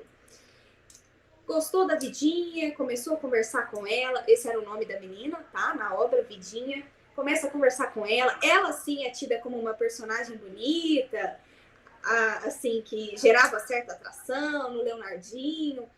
Ele todo interessado, empolgado, os dois vão começar a se relacionar. Na casa dessas mulheres solteiras, viviam ali, como vizinhos, alguns primos delas, alguns homens, e que e que eram interessados também na Vidinha, né? Começaram a rivalizar com o Leonardinho. O que eles fizeram? Chamaram o Major Vidigal, que era major, policial, né? Policial entre aspas, aquele que colocava a ordem. Major, pode levar o Leonardinho preso, porque ele tá aqui atentando à honra da Vidinha. Leonardinho vai preso pela primeira vez, Major Vidigal. Nessa primeira prisão, ele vai fugir, consegue escapar, porque ele é malandro, né? O Leonardinho, tem que ser compreendido aqui como o malandro. Conseguiu escapar, o que vai acontecer? Ele vai preso de novo, gente. Só que agora é outra história. Ele arrumou, a comadre arrumou um emprego, a comadre que era a madrinha dele, né? Arrumou um emprego para ele na chamada Ucharia Real. Essa Ucharia Real, ele tinha como chefe um tal de Toma Largura. Esse Toma Largura, que era chefe dele, ali o Ucharia Real é onde eu costuro as roupas pro rei, certo? Então, eu estou falando da realeza, período que? Joanino, vamos lembrar do contexto histórico, né? Ele trabalhando na Ucharia Real, tinha como patrão o Toma Largura. O que o Leonardinho faz? Fica com a mulher do patrão. Olha que ideia de jirico, né? Ficou com a mulher do patrão, o patrão descobriu, mandou ele embora e ele foi o quê? Preso de novo. Agora, dessa vez, nessa prisão, você não vai me escapar. Sabe o que eu, Major Vidigal, vou fazer com você? Eu vou te colocar no exército. Porque agora você cria tipo. Agora você vai tomar jeito. Nada disso, gente. Ele foi, então, ele agora é promovido, né, a um cargo lá do exército, de soldadinho qualquer. Ele está lá participando do batalhão, ele compõe o Batalhão dos Granadeiros, se vocês quiserem anotar, Batalhão dos Granadeiros, que é um cargo baixo no Exército. O Major Vidigal fala para ele ir num determinado endereço, fala, olha, tem uns caras aí fazendo uns vagabundos, fazendo arruaça, inclusive imitando a minha pessoa, eles têm feito imitações de mim, eu, o grande Major Vidigal, eles estão me imitando, pois você vai lá, Leonardinho, você quem vai socorrer e você quem vai prender esses vagabundos, esses corrompidos. Leonardinho chega lá, gente, a festa rolando e ele vai aproveitar, ele vai se deliciar, soldado, hein? Batalhão dos Granadeiros, ele vai se deliciar com aquela encenação, os caras lá imitando o Major Vidigal e ele rachando de rir. Então, assim, ele era totalmente despreocupado com tudo, não importava com as consequências de nada. O Major Vidigal ficou sabendo porque ele avisou, se não bastasse isso, ele ainda avisou a galera, falou, ó, foge todo mundo que o Major Vidigal tá vindo para prender vocês, tá? Era para eu fazer isso, mas como eu virei brother de vocês já, então foge todo mundo. O Major Vidigal descobre isso, agora ele vai ser preso. E essa prisão era indiscutível, irrefutável, até que quem vai tomar as providências, porque tudo a gente percebe nessa história que vai acontecendo através de um favorzinho aqui, uma conversinha ali, um interesse aqui, né? Então, essas relações, essas trocas de favores marcam a sociedade daquele período. A sociedade carioca, que era o retrato que o Manuel de Almeida estava querendo fazer. Perfeito, Célio, jeitinho brasileiro, vou dar um jeitinho, aguenta aí, meu filho, eu vou dar um jeitinho, a gente vai tirar você da prisão. É isso que a comadre fala, né? A madrinha dele fala, olha, eu vou conversar com uma amiga, essa amiga vai conversar com um amigo, que vai chamar um outro, até você sair. A comadre vai até a chamada Maria Regalada, tá? Eu não coloquei a Maria aí nas personagens, então se vocês quiserem adicionar, é Maria Regalada, não é arregalada, ok? Então, Maria Regalada. Essa Maria Regalada era uma, digamos assim, uma ficante do Major Vidigal, de outros tempos, de outras épocas. E a comadre pede, amiga, me ajuda. Meu afilhado, coitado daquele menino lá na prisão, perdeu o pai, a mãe, foi morar em outro país. Recentemente o padrinho morreu. Vamos ajudar, madrinha? Vamos ajudar? O que a Maria Regalada faz? Eu vou ter uma conversinha com o Major Vidigal. Pode ficar tranquila. Eu converso com ele.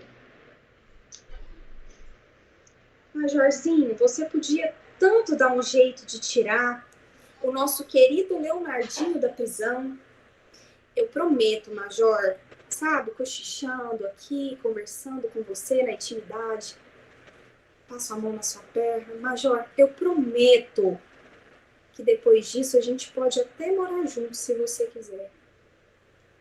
Gente, o Major Vidigal, depois disso, ele não só vai libertar o Leonardinho, como ele vai promover o Leonardinho a sargento de milícias, certo? Ele sai do batalhão de granadeiros e é agora promovido a um título importante, que poderia inclusive se casar, porque quando você pertence ao batalhão dos granadeiros, você não pode se casar. Agora ele poderia, sendo um sargento de milícias. Mas que conversa boa que foi essa da Maria Regalada, hein, gente? Foi uma conversa deliciosa, conseguiu conquistar aquilo que ela almejava.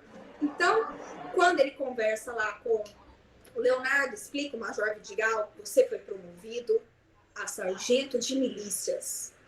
Leonardo já lembra de quem? Agora que ele pode casar?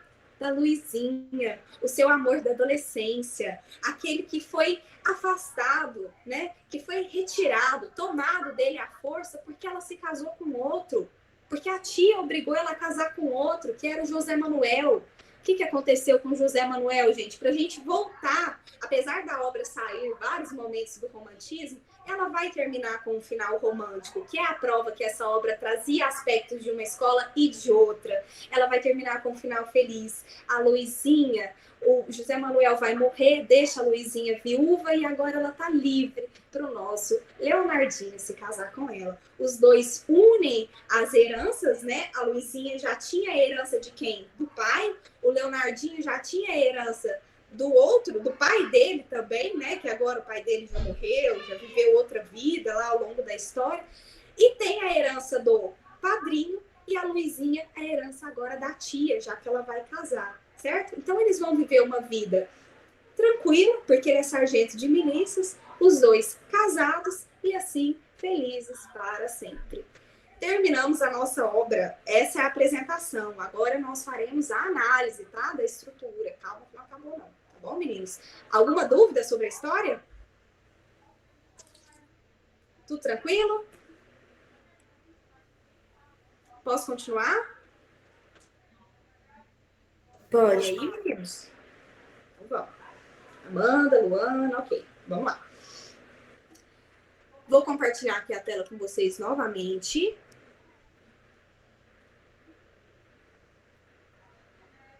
Seguindo aquele material, então.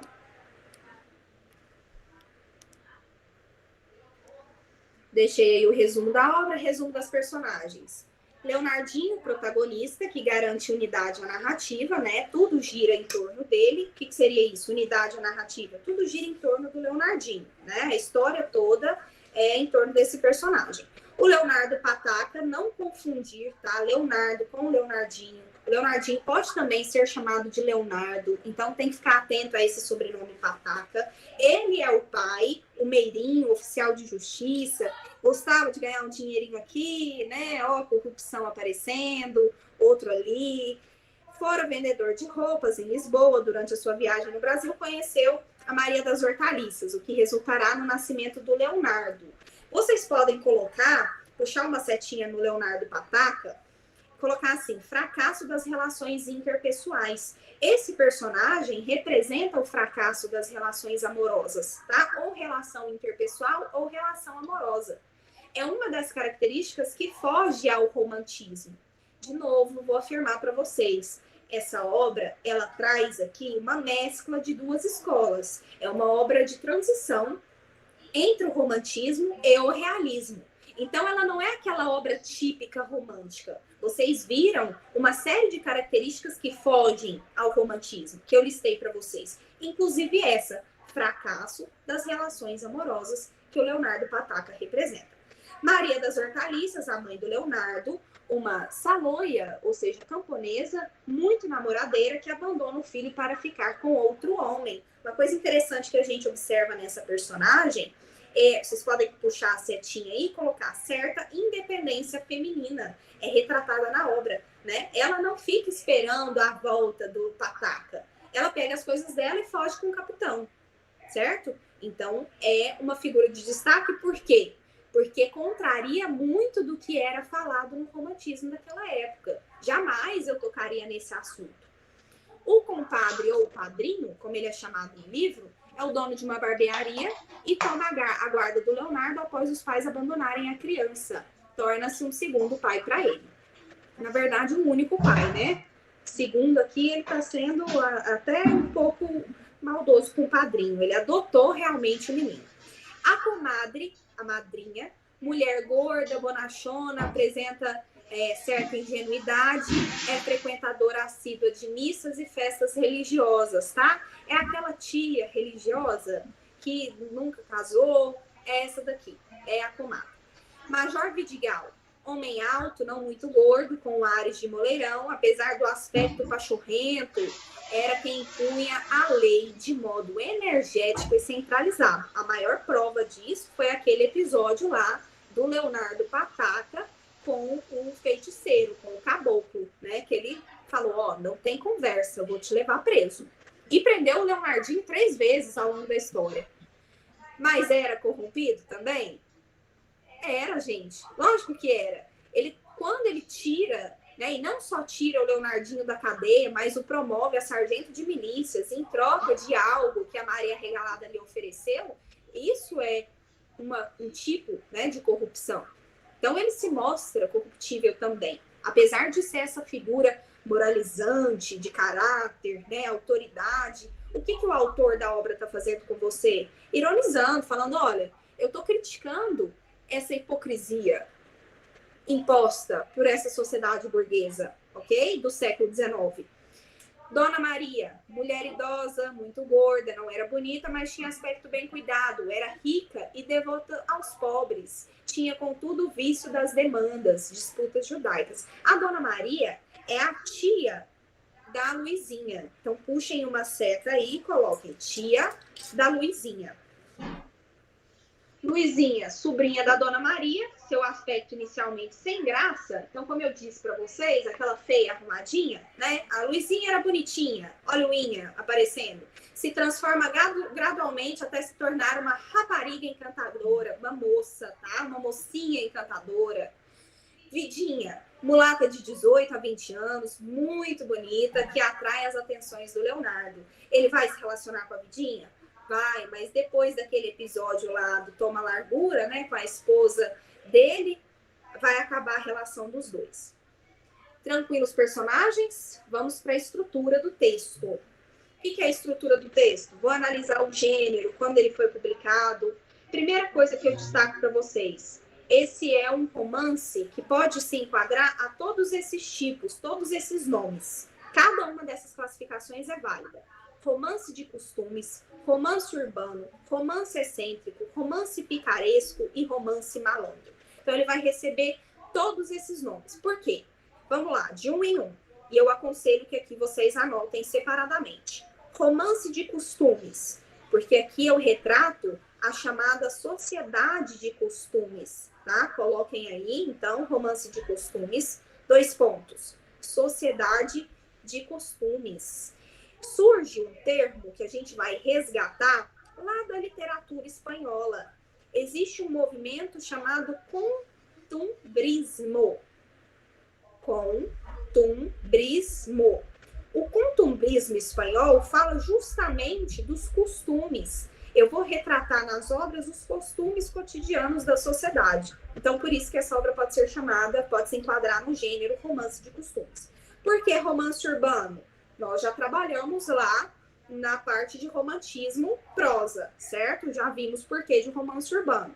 Romance excêntrico, porque ele fugia aos padrões do romantismo. Ele fugia aos padrões da época. Então, coloquem, romance excêntrico foge aos padrões do romantismo da época.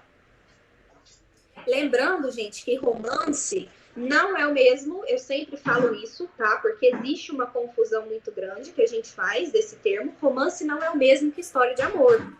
Essa concepção de romance que nós temos, historinha de casal, é lá do cinema. Para falar de romance, eu tenho que entender que isso é um gênero, certo? Um gênero textual. Um texto longo com muitas personagens. Uma narrativa longa com muitas personagens, ok? Ah, professor, então quando eu tenho um romance que conta a história de um casal, uma narrativa longa que conta a história de um casal, esse é o chamado romance romântico, ok?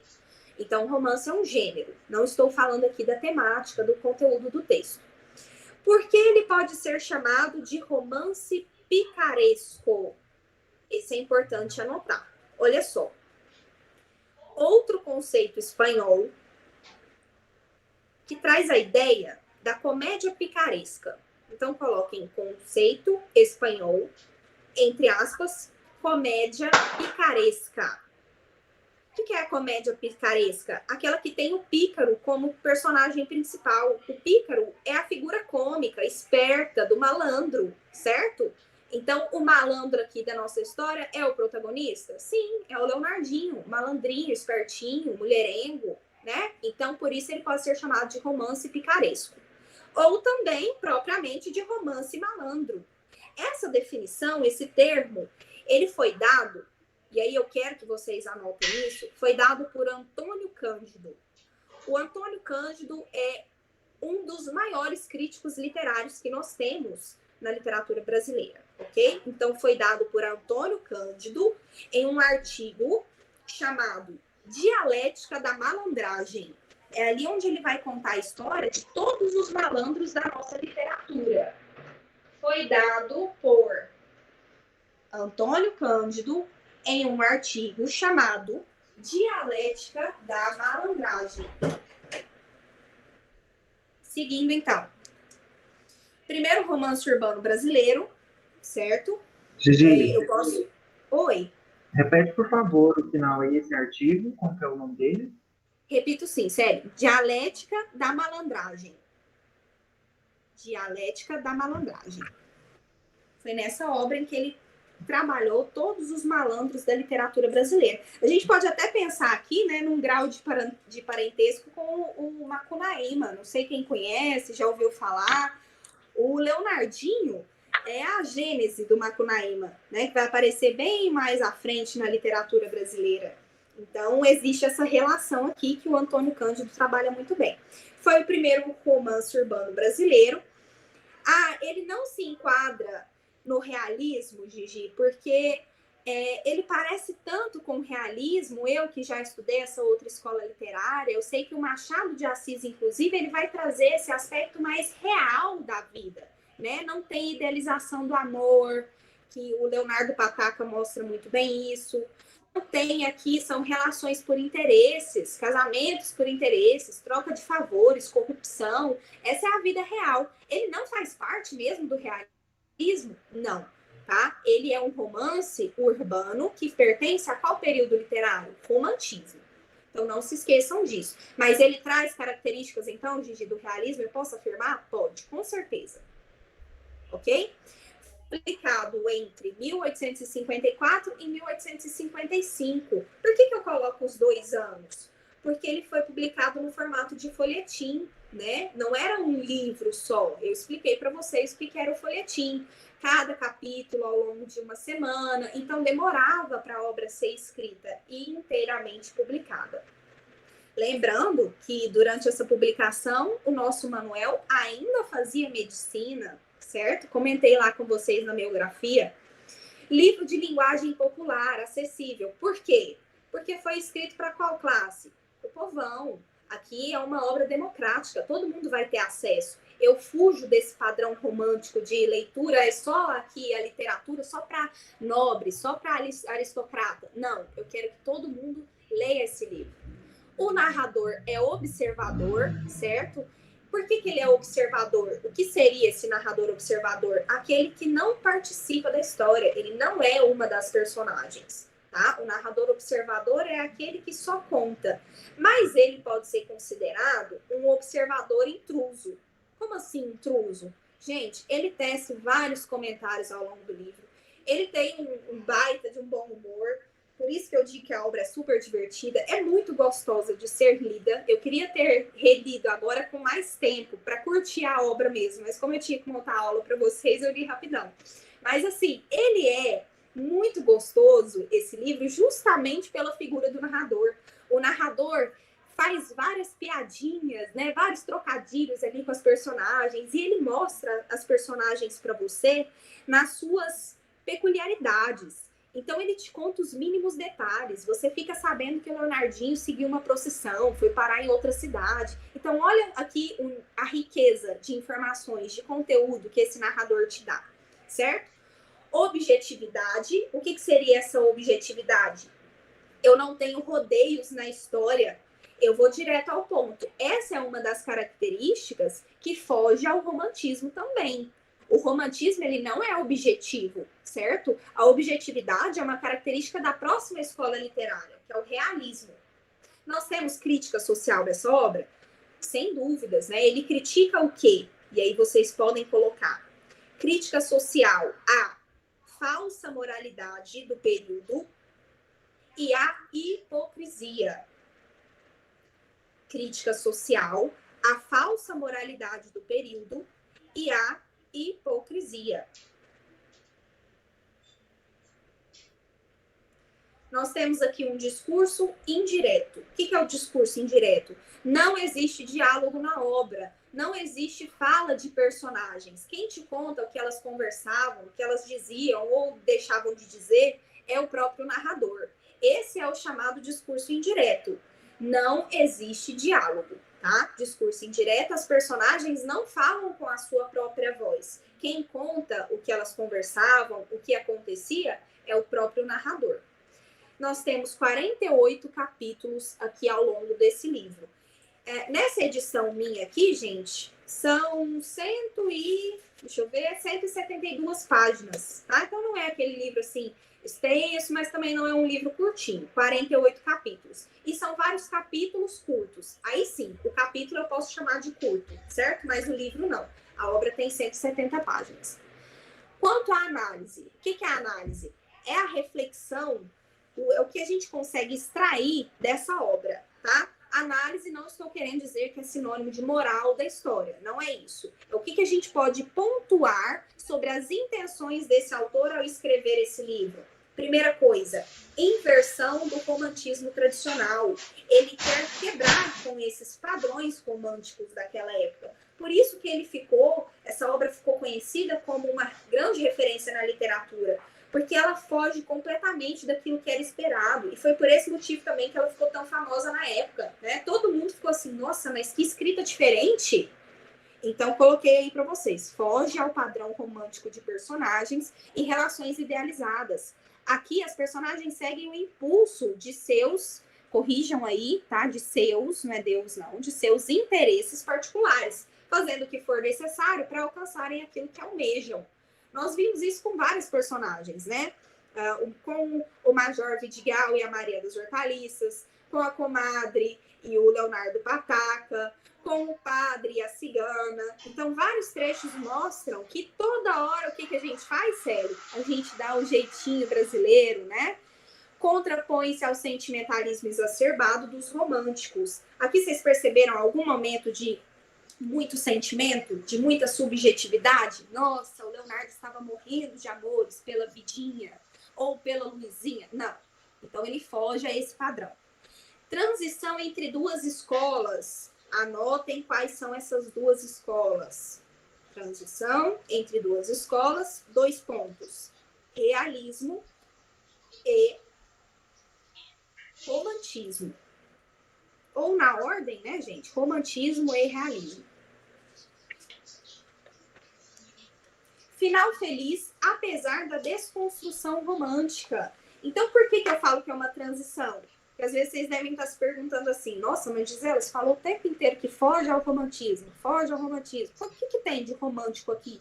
O final feliz, certo? O casamento dos dois. O Leonardo, ele casa por interesse? Não, ele casa por amor, né? Ele casa porque ele gostava realmente da Luizinha.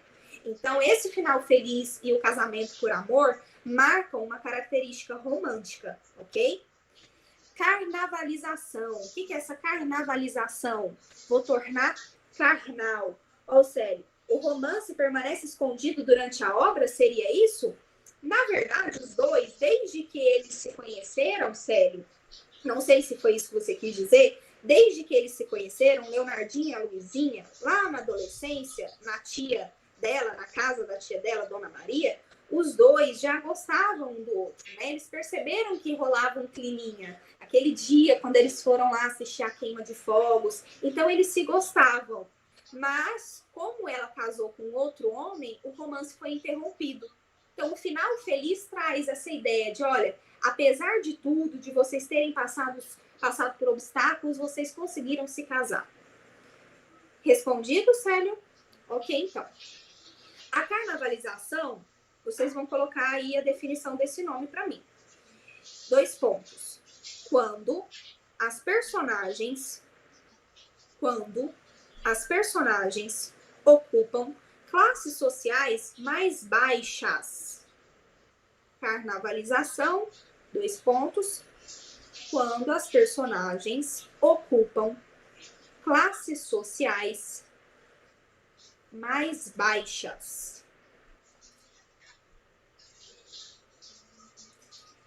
Como eu mostrei para vocês, né, pelo nome das personagens, ó, Maria das Hortaliças, a Dona Maria, né, Maria Arregalada, Maria isso, Maria aquilo. Esse nome, ele quer te mostrar que a personagem é popular, ela pertence ali à classe baixa daquele período, ok?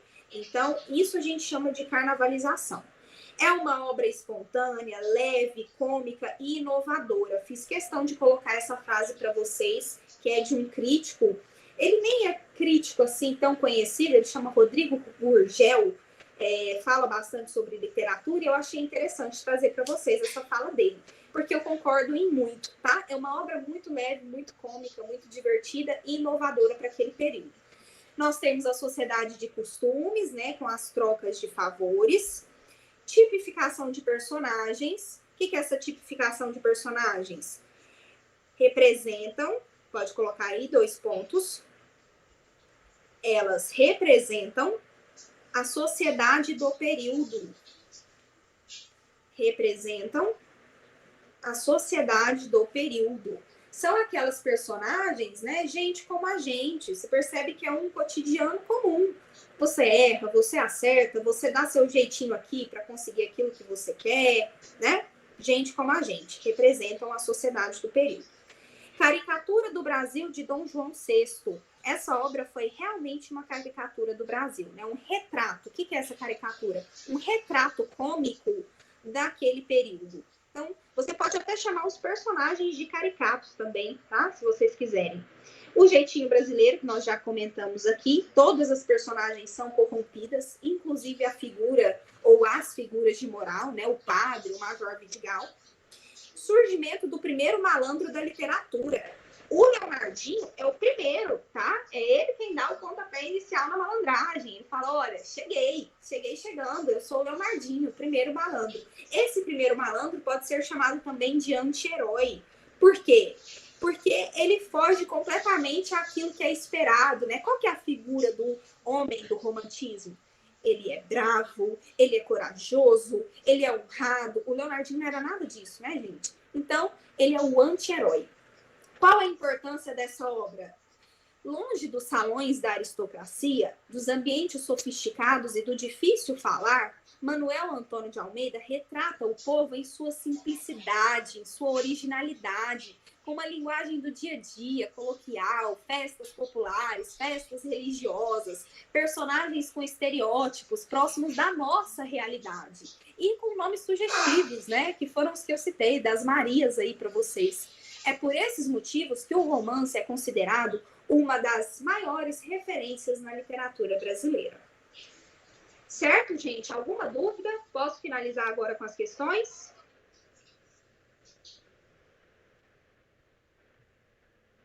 Então, vamos lá, Clarinha, Célio, questões. Ok, Bárbara, Amanda, Luana. Questão 1.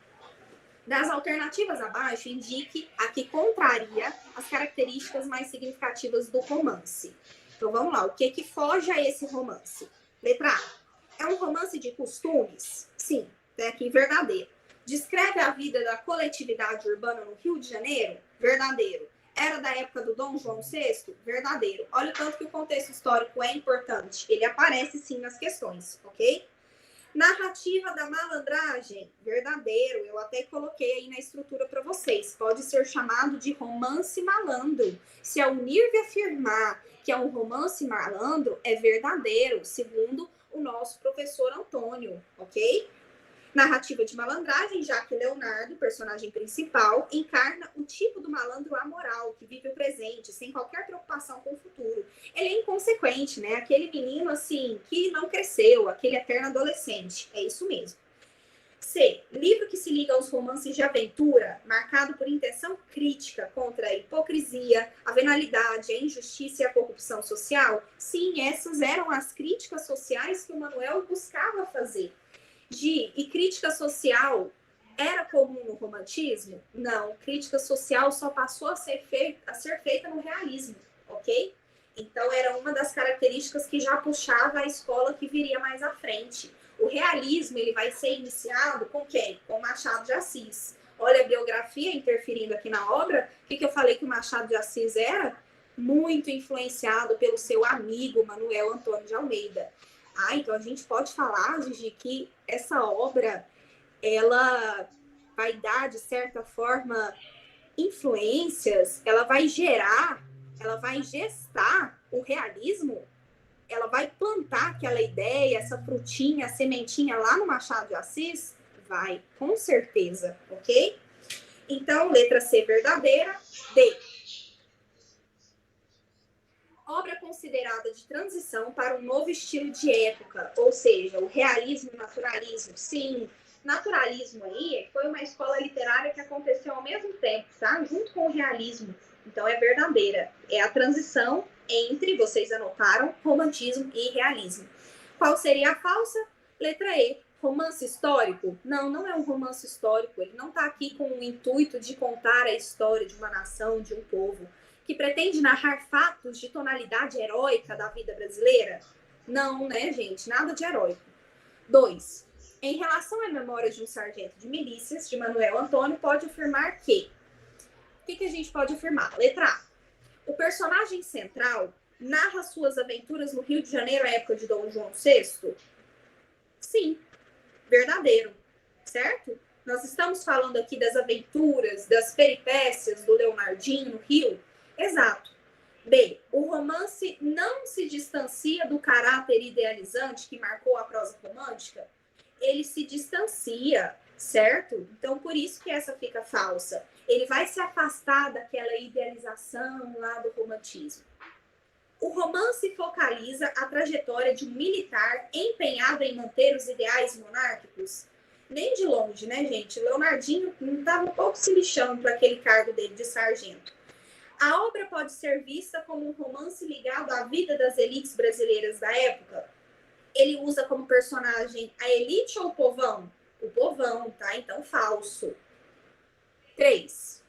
Essa obra foi cobrada pela FUVEST, então eu quis colocar algumas questões de lá, tá? Ela ficou muitos anos sendo pedida pela FUVEST. Indica a alternativa que se refere corretamente ao protagonista, ao Leonardinho dessa obra. Letra A. Nele, no livro Memórias de um Sargento de Milícias, como também em personagens menores, há o contínuo e divertido esforço de driblar o acaso das condições adversas e a avidez de gozar os intervalos da boa sorte. O Leonardinho, ele se aproveitava dos momentos, gente. Ele conseguia driblar os obstáculos, ele conseguia dar o seu jeitinho. Era exatamente isso. Essa daqui é a definição perfeita sobre ele, tá? Então, letra A, verdadeiro. B. Este herói de folhetim se dá a conhecer, sobretudo, nos diálogos. E aí, gente, existia diálogo nesse livro? Me respondam aí. Pode ser por áudio mesmo. Célio já disse que não. Clara, não. Todo mundo acha que não? Não existia. Por que não existia? Aqui nós tínhamos um discurso indireto, ok? No discurso indireto não há diálogo.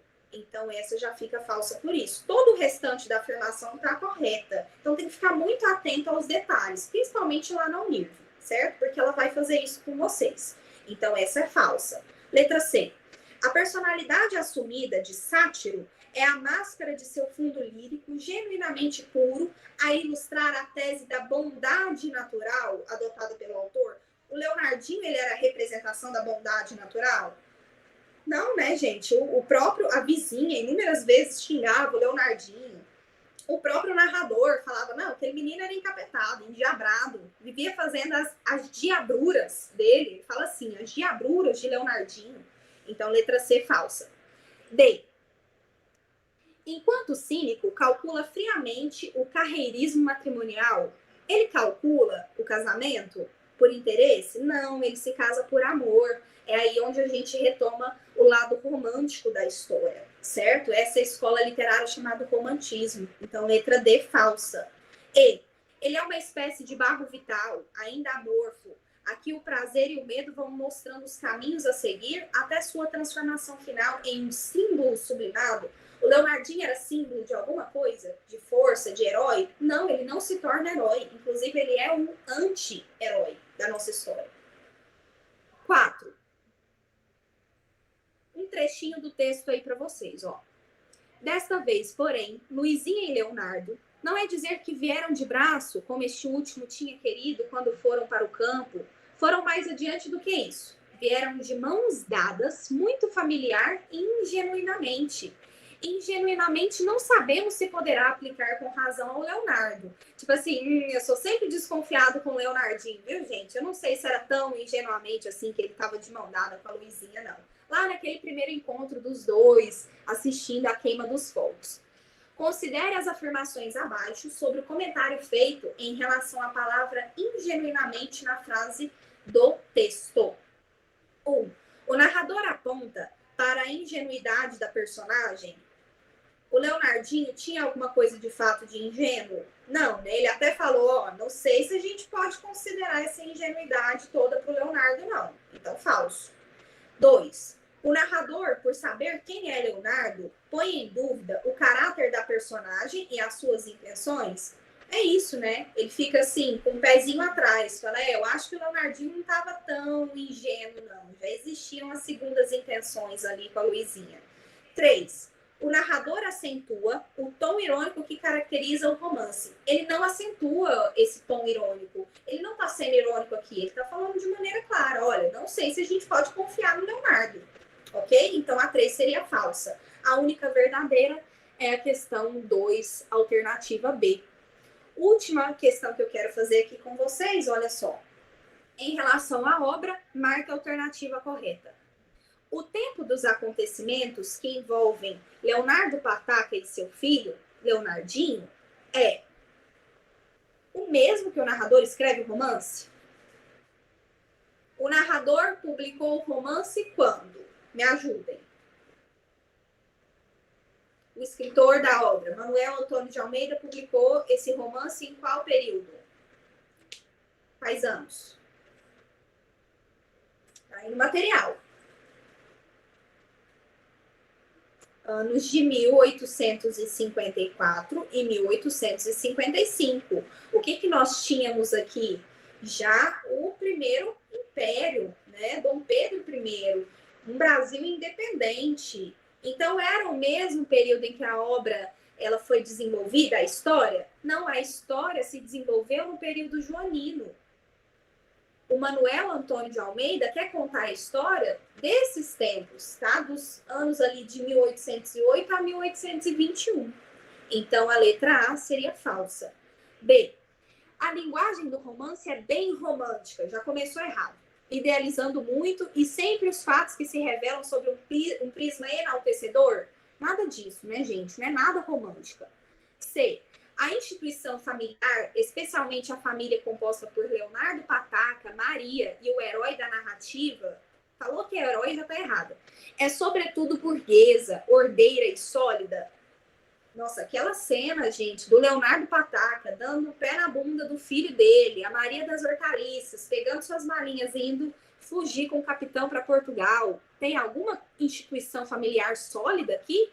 Ordeira? Muito pelo contrário, né? D. A igreja, sobretudo a católica, passa por um processo de idealização. O padre ficou com a cigana, não tem idealização aqui, certo? Então, já, letra D, errada. E. O cotidiano fluminense, simultaneamente devoto, ou seja, do Rio de Janeiro, simultaneamente devoto e profano, revela-se a partir de uma linguagem prosaica em que as festas religiosas são pintadas, em parte, como folias carnavalescas. Sim, né? Até comentei com vocês que em vários trechos do livro a igreja é vista como um lugar de festa, a procissão que o Leonardinho seguiu, o sermão que o padre ia dar e ele estava com a cigana. Então, as festas aqui, esse mundo de devoção e daquilo que era profano, ele vai se misturando para mostrar o quê? A realidade da coisa. Alguma dúvida, gente, nas questões? Eu coloquei só 5. Mas eu tenho uma lista aqui com mais exercícios, caso vocês queiram fazer, tá? Posso enviar depois. Tudo tranquilo com a história? A sua última é uma da PUC, né, sério? Verdade. Ela é uma questão repetida. Você dá uma olhadinha lá no grupo, que é esse material que tá lá, no grupo para os meninos, certo? Com a questão correta. A questão que eu coloquei aí para você era repetida, certinho? Alguma dúvida, gente? Tudo tranquilo? Sim, olha, tranquilo. Eu quero falar para vocês Ok. Mari, Clara, eu quero falar para vocês sobre uma reprodução, uma minissérie feita com o Murilo Benício sobre essa obra. Eu não aconselho que vocês assistam, certo? Eu assisti toda a minissérie antes de fazer essa aula, porque eu queria saber se ela era fidedigna, e não. Ela é uma outra reprodução, ela é uma outra versão desse livro. Então, não assistam a minissérie para não confundir a real narração, o real enredo do livro Memórias de um Sargento de Milícias, tá? A minissérie foi feita com o Murilo Benício, é muito engraçada, divertida, não tem filme, tá? As últimas obras da Unirv, A Hora da Estrela, Memórias Póstumas de Brás Cubas, O Cortiço, todas tinham filme, agora não tem, tá? Memórias de um Sargento de Milícias não tem obra que vocês possam assistir. Então, o que eu aconselho? Ler e reler esse material. Atente-se às anotações que vocês fizeram aí, dos comentários que eu teci. Me manda mensagem no privado, pergunta o que tiver de dúvida, lê resumo na internet, assiste videoaula da internet, porque não dá para seguir a minissérie.